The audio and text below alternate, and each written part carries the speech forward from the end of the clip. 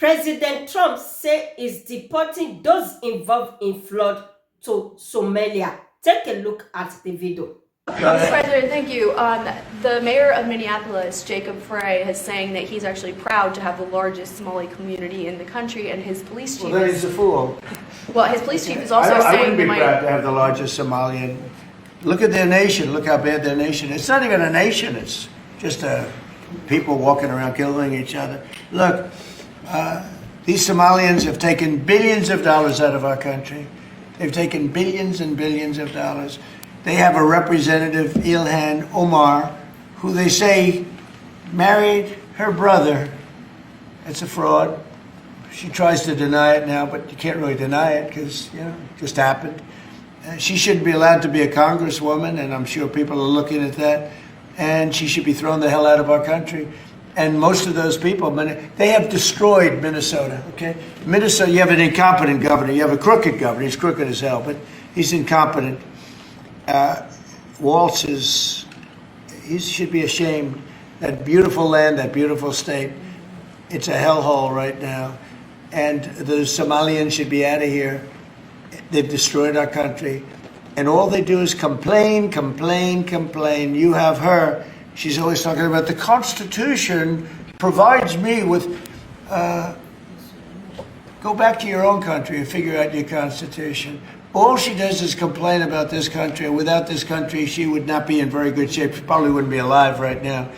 So Somalia is considered by many to be the worst country on earth. I don't know. I haven't been there. I won't be there anytime soon, I hope. But what the Somalian people have done to Minnesota is not even believable. It's not even believable. And a lot of it starts with the governor. A lot of it starts with Barack Hussein Obama, because that's when people started coming in. And you have to have people come in that are going to love our country, cherish our country. They want to kiss our country goodnight. They talk about our country. We want them to pray for our country. This is not the people living in Minnesota. And she's a disaster. She should not be, and her friends shouldn't be allowed. Frankly, they shouldn't even be allowed to be congresspeople, okay? They shouldn't even be allowed to be congresspeople because they don't represent the interests of our country. Refugees who come here under the alleged plight of asylum and fleeing persecution, and then come to the United States to abuse our system and rip off American taxpayers. And as I pointed out, the New York Times, to their credit, it was about 6 months too late, but they did write about how Somali immigrants in Minnesota have been ripping off American taxpayers. In fact, 86 people have been charged in a rampant and widespread fraud scheme spanning multiple programs in Minnesota. Of those 86, 78 of those people are Somali, 91% of them charged. So far, 59 of those people have been convicted for their roles in fraud plots that have stolen $1 billion from taxpayers. In one scheme, and this is egregious, a nonprofit and its affiliates with these Somali migrants claimed to have fed tens of thousands of American children during the pandemic. They were reimbursed for those meals by taxpayers. However, federal prosecutors found that almost all of those meals were never even delivered to hungry children. In fact, those organizations' leaders spent the money on houses, luxury cars, and real estate in Turkey and Kenya. Another scheme involved hundreds of organizations who were reimbursed for services that were supposed to help people at risk of homelessness. Once again, those services were never provided.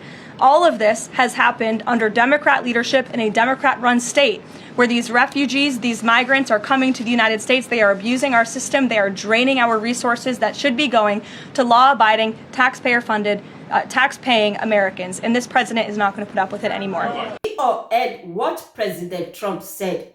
I did not blame President Trump because of what happened in Minnesota. Because they said a lot of this Somalia went to open daycare, they went to open caregiver, and what they said they are doing there, they are not doing it at all. They were collecting millions of dollars from the government, and they were using it to maintain themselves, building house for themselves. So because of this reason, that is why President Trump said he's going to repatriate them back to their country. And President Trump said that one of them came out to law for them, telling them that this is the rules and regulation. President Trump is now saying that, look at the person that is coming now to come and tell me the rules and regulation in my own country when he cannot do anything for his own country. His country is not stable.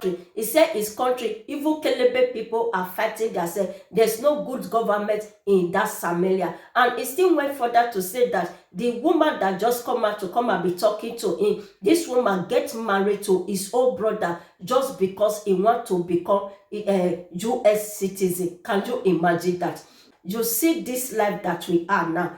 Anything you do, it must surely come out. And these people have been doing this kind of things for a very long time. They think that nobody is going to know what is happening until that journalist went to go and investigate the matter. Well, my dear brothers and sisters, what did you think about this video? Anything you think, do not forget to leave it in the comment below. And don't forget to give me thumbs up. And don't forget to share this video. Give your friends and family. If you have not subscribed to this channel, please subscribe. As you do that, thank you and God bless you. And I will see you in my next video.